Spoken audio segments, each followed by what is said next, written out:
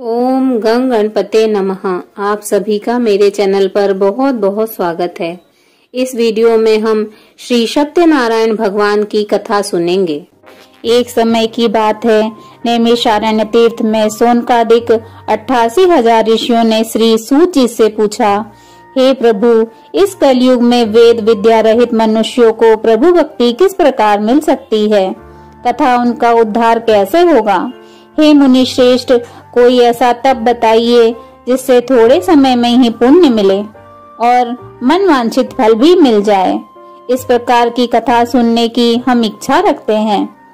सर्वशास्त्रों के ज्ञाता सूत जी बोले, हे वैष्णव में पूज्य, आप सभी ने प्राणियों के हित की बात पूछी है, इसलिए मैं एक ऐसे श्रेष्ठ व्रत को आप लोगों को बताऊंगा जिसे नारद जी ने श्री लक्ष्मी नारायण जी से पूछा था और लक्ष्मीपति ने मुनि श्रेष्ठ नारद जी से कहा था। आप सभी से ध्यान से सुनिए। एक समय की बात है, योगी राज नारद जी दूसरों के हित की इच्छा लिए अनेकों लोकों में घूमते हुए मृत्यु लोक में आ पहुँचे। यहाँ उन्होंने अनेक योनियों में जन्मे प्रायः सभी मनुष्यों को अपने कर्मों द्वारा अनेकों दुखों से पीड़ित देखा। उनका दुख देखकर नारद जी सोचने लगे कि कैसा यत्न किया जाए जिसके करने से निश्चित रूप से मानव के दुखों का अंत हो जाए। इसी विचार पर मनन करते हुए वह विष्णु लोक में गए।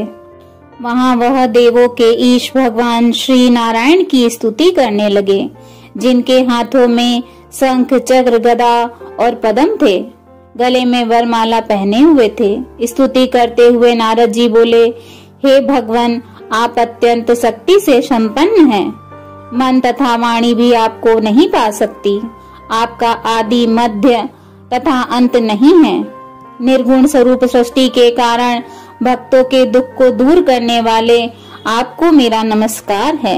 नारद जी की स्तुति सुनकर श्री हरि विष्णु जी बोले, हे मुनि श्रेष्ठ, आपके मन में क्या बात है? आप किस काम के लिए मेरे पास पधारे हैं? उसे निसंकोच कहिए।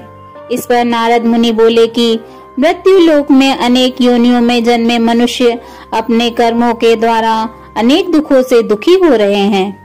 हे नाथ, आप मुझ पर दया रखते हैं तो बताइए कि वो मनुष्य थोड़े प्रयास से ही अपने दुखों से कैसे छुटकारा पा सकते हैं। श्री हरि विष्णु जी बोले, हे नारद, मनुष्यों की भलाई के लिए तुमने बहुत अच्छी बात पूछी है। जिसके करने से मनुष्य मोह से छूट जाता है, वह बात मैं कहता हूँ, उसे सुनो। स्वर्ग लोक व मृत्यु लोक दोनों में एक दुर्लभ उत्तम व्रत है जो पुण्य देने वाला है। आज प्रेम वश होकर मैं उसे तुमसे कहता हूँ। श्री सत्यनारायण भगवान का यह व्रत अच्छी तरह विधान पूर्वक करके मनुष्य तुरंत ही यहाँ सुख भोग कर मरने के उपरांत मोक्ष प्राप्त करता है। श्री हरि के वचन सुनकर नारद जी बोले कि उस उत्तम व्रत का फल क्या है और उसका विधान क्या है? यह व्रत किसने किया था? इस व्रत को किस दिन करना चाहिए? सभी कुछ विस्तार से बताइए। नारद जी की बात सुनकर श्री हरि बोले, दुख व शोक को दूर करने वाला यह व्रत सभी स्थानों पर विजय दिलाने वाला है। मानव को भक्ति व श्रद्धा के साथ शाम को श्री सत्यनारायण भगवान की पूजा धर्म परायण होकर ब्राह्मणों व बंधुओं के साथ करनी चाहिए। भक्ति भाव से ही नैवेद्य, केले का फल, घी, दूध और गेहूं का आटा सवाया लें। गेहूं के स्थान पर साठी का आटा, शक्कर तथा गुड़ लेकर वह सभी भक्षण योग्य पदार्थों को मिलाकर भगवान को भोग लगाएं। ब्राह्मणों सहित बंधु बांधवों को भी भोजन कराएं। उसके बाद स्वयं भोजन करें। भजन कीर्तन के साथ भगवान की भक्ति में लीन हो जाएं। इस तरह से ही सत्यनारायण भगवान का यह व्रत करने पर मनुष्य की सारी इच्छाएं निश्चित रूप से पूर्ण होती हैं। इस कलिकाल अर्थात कलयुग में मृत्यु लोक में मोक्ष का यही एक सरल उपाय बताया गया है। इति श्री सत्यनारायण व्रत कथा का प्रथम अध्याय संपूर्ण। बोलिए श्री सत्यनारायण भगवान की जय। श्री सत्यनारायण भगवान की कथा का द्वितीय अध्याय। श्री सूत जी बोले, हे ऋषियों, जिसने पहले समय में इस व्रत को किया था उसका इतिहास कहता हूँ, ध्यान से सुनो। सुंदर काशीपुरी नगरी में एक अत्यंत निर्धन ब्राह्मण रहता था। भूख प्यास से परेशान वह धरती पर घूमता रहता था। ब्राह्मणों से प्रेम करने वाले भगवान ने एक दिन ब्राह्मण का वेश धारण कर उसके पास जाकर पूछा, हे विप्र, नित्य दुखी होकर तुम पृथ्वी पर क्यों घूमते हो? दीन ब्राह्मण बोला, मैं निर्धन ब्राह्मण हूँ, भिक्षा के लिए धरती पर घूमता हूँ। हे भगवान, यदि आप इसका कोई उपाय जानते हो तो बताइए। वृद्ध ब्राह्मण कहता है कि श्री सत्यनारायण भगवान मनोवांछित फल देने वाले हैं, इसलिए तुम उनका पूजन करो। इसे करने से मनुष्य सभी दुखों से मुक्त हो जाता है। वृद्ध ब्राह्मण बनकर आए श्री सत्यनारायण भगवान उस निर्धन ब्राह्मण को व्रत का सारा विधान बताकर अंतर्ध्यान हो गए। ब्राह्मण मन ही मन सोचने लगा कि जिस व्रत को वृद्ध ब्राह्मण करने को कह गया है, मैं उसे जरूर करूँगा। यह निश्चय करने के बाद उसे रात में नींद नहीं आई। वह सवेरे उठकर सत्यनारायण भगवान के व्रत का निश्चय कर भिक्षा के लिए चला गया। उस दिन निर्धन ब्राह्मण को भिक्षा में बहुत सा धन मिला, जिससे उसने बंधु बांधवों के साथ मिलकर श्री सत्यनारायण भगवान का व्रत संपन्न किया। भगवान श्री सत्यनारायण का व्रत संपन्न करने के बाद वह निर्धन ब्राह्मण सभी दुखों से छूट गया और अनेक प्रकार की संपत्तियों से युक्त हो गया। उसी समय से यह ब्राह्मण हर माह इसी व्रत को करने लगा। इस तरह से श्री सत्यनारायण भगवान के व्रत को जो मनुष्य करेगा वह सभी प्रकार के पापों से छूटकर मोक्ष को प्राप्त होगा। जो मनुष्य इस व्रत को करता है वह सभी दुखों से मुक्त हो जाता है। सूत जी बोले कि इस तरह से नारद जी से नारायण जी का कहा हुआ श्री सत्यनारायण व्रत को मैंने तुमसे कहा है। हे विप्रो, मैं अब और क्या कहूँ? ऋषि बोले, हे मुनिवर, संसार में उस विप्र से सुनकर और किस किस ने इस व्रत को किया है, हम सब इस बात को सुनना चाहते हैं। इसके लिए हमारे मन में श्रद्धा का भाव है। सूत जी बोले, हे मुनियों, जिस जिसने इस व्रत को किया है वह सब सुनो। एक समय वही विप्र धन व ऐश्वर्य के अनुसार अपने बंधु बांधवों के साथ इस व्रत को करने को तैयार हुआ। उसी समय एक लकड़ी बेचने वाला बूढ़ा आदमी आया और लकड़ियां बाहर रखकर अंदर ब्राह्मण के घर में गया। प्यास से दुखी वह लकड़हारा उनको व्रत करते देख विप्र को नमस्कार कर पूछने लगा कि आप यह क्या कर रहे हैं तथा इसे करने से क्या फल मिलेगा, कृपया मुझे भी बताइए। ब्राह्मण ने कहा कि सब मनोकामनाओं को पूरा करने वाला यह श्री सत्यनारायण भगवान का व्रत है। इनकी कृपा से ही मेरे घर में धन धान्य आदि की वृद्धि हुई है। विप्र से श्री सत्यनारायण व्रत के बारे में जानकर लकड़हारा बहुत प्रसन्न हुआ।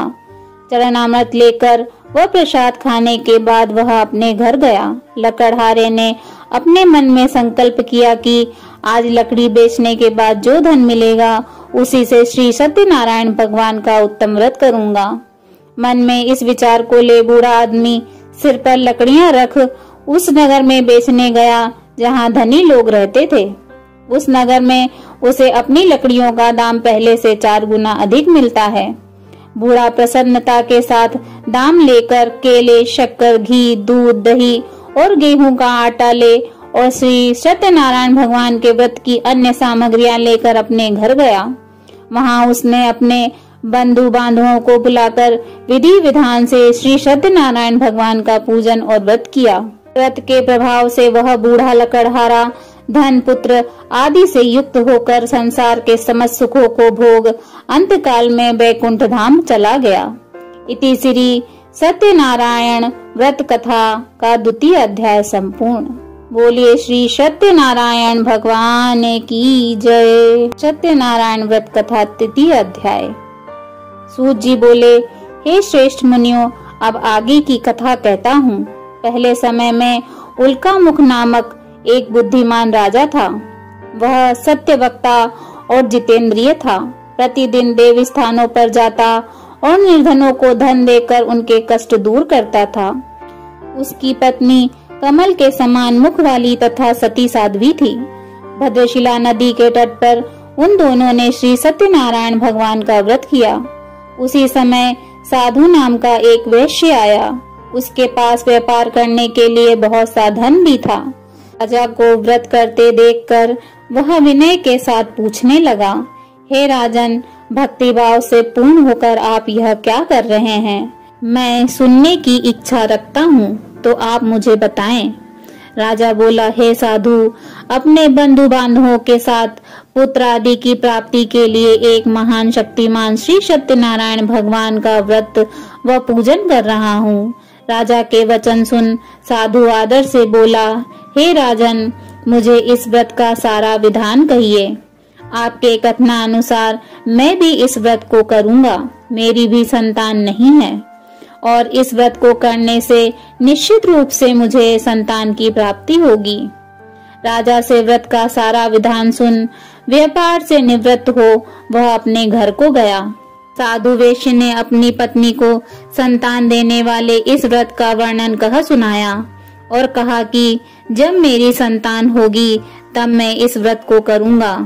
साधु ने इस तरह के वचन अपनी पत्नी लीलावती से कहे। एक दिन लीलावती पति के साथ आनंदित हो सांसारिक धर्म से प्रवृत्त होकर श्री सत्यनारायण भगवान की कृपा से गर्भवती हो गई।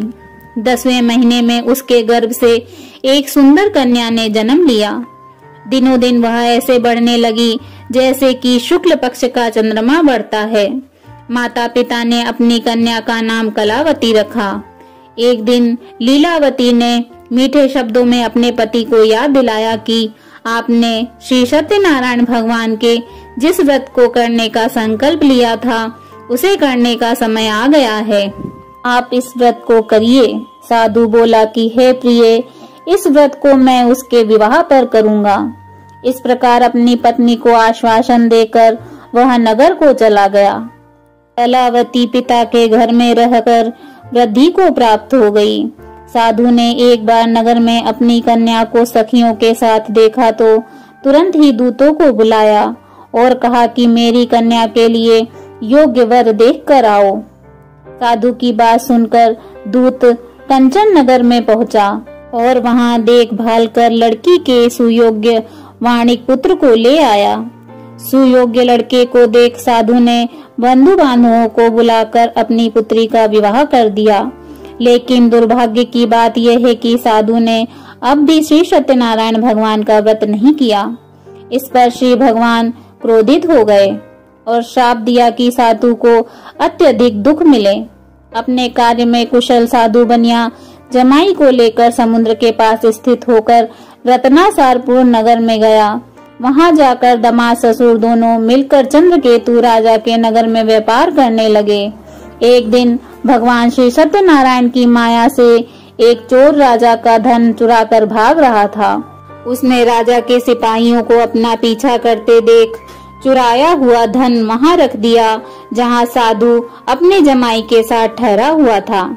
राजा के सिपाहियों ने साधु वैश्य के पास राजा का धन पड़ा देखा तो वह ससुर जमाई दोनों को बांधकर प्रसन्नता से राजा के पास ले गए और कहा कि उन दोनों चोरों को हम पकड़ लाए हैं, आप आगे की कार्यवाही की आज्ञा दें। राजा की आज्ञा से उन दोनों को कठिन कारावास में डाल दिया गया और उनका सारा धन भी उनसे छीन लिया गया। श्री सत्यनारायण भगवान के श्राप से साधु की पत्नी भी बहुत दुखी हुई। घर में जो धन था उसे चोर चुरा ले गए। शारीरिक तथा मानसिक पीड़ा व भूख प्यास से अति दुखी हो अन्न की चिंता में कलावती एक ब्राह्मण के घर गई। वहां उसने श्री सत्यनारायण भगवान का व्रत होते देखा। फिर कथा भी सुनी। वह प्रसाद ग्रहण कर वह रात को घर वापस आई। माता ने कलावती से पूछा कि हे पुत्री, अब तक तुम कहाँ थी? तेरे मन में क्या है? कलावती ने अपनी माता से कहा, हे माता, मैंने एक ब्राह्मण के घर में श्री सत्यनारायण भगवान का व्रत देखा है। कन्या के वचन सुन लीलावती भगवान के पूजन की तैयारी करने लगी। लीलावती ने परिवार व बंधुओं सहित श्री सत्यनारायण भगवान का पूजन किया और उनसे वर मांगा कि मेरे पति तथा जमाई शीघ्र घर आ जाएं। साथ ही यह भी प्रार्थना करी कि हे प्रभु, हमारा सब अपराध क्षमा करें। श्री सत्यनारायण भगवान इस व्रत से संतुष्ट हो गए और राजा चंद्रकेतु को सपने में दर्शन दे कहा कि हे राजन, तुम उन दोनों वेश्यों को छोड़ दो और तुमने उनका जो धन लिया है उसे वापस कर दो। अगर ऐसा नहीं किया तो मैं तुम्हारा धन, राज्य व संतान सभी को नष्ट कर दूंगा। राजा को यह सब कहकर वह अंतर्ध्यान हो गए। प्रातः काल सभा में राजा ने अपना सपना सुनाया। फिर बोले कि वाणिक पुत्रों को कैद से मुक्त कर सभा में लाओ। दोनों ने आते ही राजा को प्रणाम किया। राजा मीठी वाणी में बोला, हे महानुभाव, भाग्यवश ऐसा कठिन दुख तुम्हें प्राप्त हुआ है, लेकिन अब तुम्हें कोई भय नहीं है। ऐसा कह राजा ने उन दोनों को नए वस्त्राभूषण भी पहनाए और जितना धन उनका लिया था उससे दुगना धन उनको वापस कर दिया। दोनों वैश्य अपने घर को चल दिए। इति श्री सत्यनारायण व्रत कथा का 3 अध्याय संपूर्ण। बोलिए श्री सत्यनारायण भगवान की जय। इस सत्यनारायण कथा 4 अध्याय। श्री सूत जी बोले, वैश्य ने मंगलाचार कर अपनी यात्रा आरंभ की और अपने नगर की ओर चल दिया। उनके थोड़ी दूर जाने पर एक दंडी वेशधारी श्री सत्यनारायण ने उनसे पूछा, हे साधु, तेरी नाव में क्या है? अभिवाणी वाणिक हंसता हुआ बोला, हे दंडी, आप क्यों पूछते हो? क्या धन लेने की इच्छा है? मेरी नाव में तो बेल व पत्ते भरे हुए हैं। वैश्य के कठोर वचन सुनकर भगवान बोले, तुम्हारा वचन सत्य हो।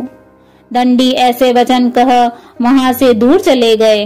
कुछ दूर जाकर समुद्र के किनारे बैठ गए। दंडी के जाने के बाद साधु वैश्य ने नित्य क्रिया के पश्चात नाव को ऊंची उठते देखकर अचंभा मान और नाव में बेल पत्ते आदि देख वह मूर्छित हो जमीन पर गिर पड़ा। मूर्छा खुलने पर वह अत्यंत शोक में डूब गया। तब उसका दामाद बोला कि आप शोक न मनाएं, यह दंडी का श्राप है, इसलिए हमें उनकी शरण में जाना चाहिए, तभी हमारी मनोकामना पूरी होगी। दामाद की बात सुनकर वह दंडी के पास पहुंचा और अत्यंत भक्ति भाव नमस्कार करके बोला, मैंने आपसे जो असत्य वचन कहे थे उनके लिए मुझे क्षमा दें। ऐसा कहकर महान शोकातुर हो रोने लगा। तब दंडी भगवान बोले, हे वाणिक पुत्र, मेरी आज्ञा से बार बार तुम्हें दुख प्राप्त हुआ है। तू मेरी पूजा से विमुख हुआ। साधु बोला, हे भगवान, आपकी माया से ब्रह्मा आदि देवता भी आपके रूप को नहीं जानते, तब मैं अज्ञानी कैसे जान सकता हूँ? आप प्रसन्न होइए, अब मैं सामर्थ्य के अनुसार आपकी पूजा करूँगा। मेरी रक्षा करो और पहले के समान नौका धन से भर दो। साधु वैश्य के भक्ति पूर्वक वचन सुनकर भगवान प्रसन्न हो गए और उसकी इच्छा अनुसार वरदान देकर अंतर्ध्यान हो गए। ससुर जमाई जब नाव पर आए तो नाव धन से भरी हुई थी। फिर वही अपने अन्य साथियों के साथ श्री सत्यनारायण भगवान का पूजन कर अपने नगर को चल दिए। जब नगर के नजदीक पहुंचे तो दूत को घर पर खबर देने के लिए भेज दिया।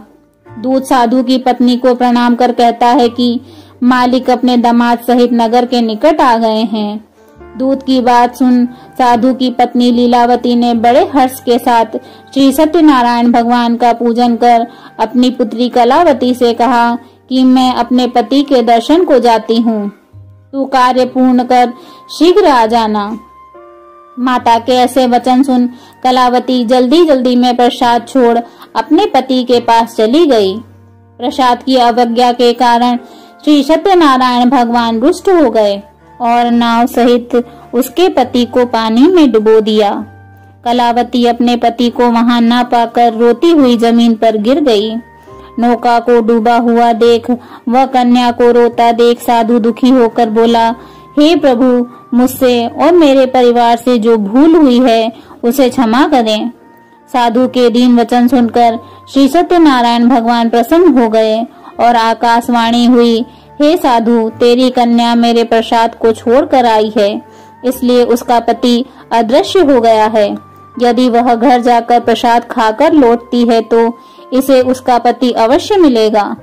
ऐसी आकाशवाणी सुन कलावती घर पहुंचकर प्रसाद खाती है और फिर आकर अपने पति के दर्शन करती है। उसके बाद साधु अपने बंधु बांधवों सहित श्री सत्यनारायण भगवान का विधि विधान से पूजन करता है। इस लोक में सभी सुखों को भोग कर वह अंत में स्वर्ग को प्राप्त करता है। इति श्री सत्यनारायण व्रत कथा का 4th अध्याय संपूर्ण। बोलिए श्री सत्यनारायण भगवान की जय। श्री सत्यनारायण भगवान की कथा का 5वां अध्याय। श्री सूत जी बोले, हे ऋषियों, मैं और भी एक कथा सुनाता हूँ, उसे भी ध्यान पूर्वक सुनो। प्रजापालन में लीन तुंगध्वज नाम का एक राजा था। उसने भी भगवान का प्रसाद त्याग कर बहुत ही दारुण दुख प्राप्त किया था। एक बार वन में जाकर वन्य पशुओं को मारकर वह बड़ के पेड़ के नीचे आया। वहां उसने ग्वालों को भक्ति भाव से अपने बंधुओं सहित श्री सत्यनारायण भगवान का पूजन करते देखा। अभिमानवश राजा ने उन्हें देखकर भी पूजा स्थान में नहीं गया और ना ही उसने भगवान को नमस्कार किया। ग्वालों ने राजा को प्रसाद दिया, लेकिन उसने वह प्रसाद नहीं खाया और प्रसाद को वहीं छोड़कर वह अपने नगर को चला गया। जब वह नगर में पहुंचा तो वहां सब कुछ तहस नहस हुआ पाया, तो वह शीघ्र ही समझ गया कि यह सब भगवान ने ही किया है। वह दोबारा ग्वालों के पास पहुंचा और विधि पूर्वक पूजा करके प्रसाद को खाया तो श्री सत्यनारायण भगवान की कृपा से सब कुछ पहले जैसा हो गया। दीर्घ काल तक सुख भोगने के बाद मरणोपरांत उसे स्वर्ग लोक की प्राप्ति हुई। जो मनुष्य परम दुर्लभ इस व्रत को करेगा तो वह भगवान श्री सत्यनारायण की अनुकंपा से उसे धन धान्य की प्राप्ति होगी। निर्धन धनी हो जाता है और भय मुक्त हो जीवन जीता है। संतानहीन मनुष्य को संतान सुख मिलता है और सारे मनोरथ पूर्ण होने पर वह मानव अंत काल में वैकुंठ धाम को जाता है। श्री सूत जी बोले, जिन्होंने पहले इस व्रत को किया है, अब उनके दूसरे जन्म की कथा कहता हूँ। वृद्ध सतानंद ब्राह्मण ने सुदामा का जन्म लेकर मोक्ष की प्राप्ति की। लकड़हारे ने अगले जन्म में निषाद बनकर मोक्ष प्राप्त किया। उल्कामुख का राजा दशरथ होकर वैकुंठ को गए। साधु नाम के वैश्य ने मोरध्वज बनकर अपने पुत्र को आरे से चीरकर मोक्ष प्राप्त किया। महाराज तुंगध्वज ने स्वयंभू होकर भगवान में भक्ति युक्त हो कर्म कर मोक्ष पाया। इति श्री सत्यनारायण व्रत कथा का 5वां अध्याय संपूर्ण। बोलिए श्री सत्यनारायण भगवान की जय। श्रीमन नारायण नारायण नारायण भजमन नारायण नारायण नारायण श्रीमन नारायण नारायण नारायण श्रीमन नारायण नारायण नारायण लक्ष्मी नारायण नारायण नारायण श्रीमन नारायण नारायण नारायण। आइए सुनते हैं श्री सत्यनारायण भगवान की आरती। ओम जय लक्ष्मी रमणा, स्वामी जय लक्ष्मी रमणा, श्री सत्यनारायण स्वामी जन पातक हरणा। ओम जय लक्ष्मी रमणा, रत्न जड़ित सिंहासन अद्भुत छवि राजे, स्वामी अद्भुत छवि राजे। नारत करत निरंजन घंटा ध्वनि बाजे। ओम जय लक्ष्मी रमणा, प्रकट भये कली कारण द्विज को दर्श दियो, स्वामी द्विज को दर्श दियो। बूढ़ो ब्राह्मण बन कर, बूढ़ो ब्राह्मण बन कर कंचन महल कियो। ओम जय लक्ष्मी रमणा। दुर्बल भील कठोरा जिन पर कृपा करी, स्वामी जिन पर कृपा करी। चंद्रचूंड एक राजा, चंद्रचूंड एक राजा तिनकी विपत्ति हरी। ओम जय लक्ष्मी रमणा। वैश्य मनोरथ पायो, श्रद्धा तज दीनी, स्वामी श्रद्धा तज दीनी। सो फल भोग्यो प्रभु जी, सो फल भोग्यो प्रभु जी फिर स्तुति कीनी। ओम जय लक्ष्मी रमणा। भाव भक्ति के कारण छिन छिन रूप धर्यो, स्वामी छिन छिन रूप धर्यो। श्रद्धा धारण कीनी, श्रद्धा धारण कीनी तिनको काज सर्यो। ओम जय लक्ष्मी रमणा। ग्वाल बाल संग राजा वन में भक्ति करी, स्वामी वन में भक्ति करी। मन वांछित फल दीनो, मन वांछित फल दीनो दीन दयाल हरि। ओम जय लक्ष्मी रमणा। चढ़त प्रसाद सवायो कदली फल मेवा, स्वामी कदली फल मेवा। धूप दीप तुलसी से, धूप दीप तुलसी से राजी सत्यदेवा। ओम जय लक्ष्मी रमणा।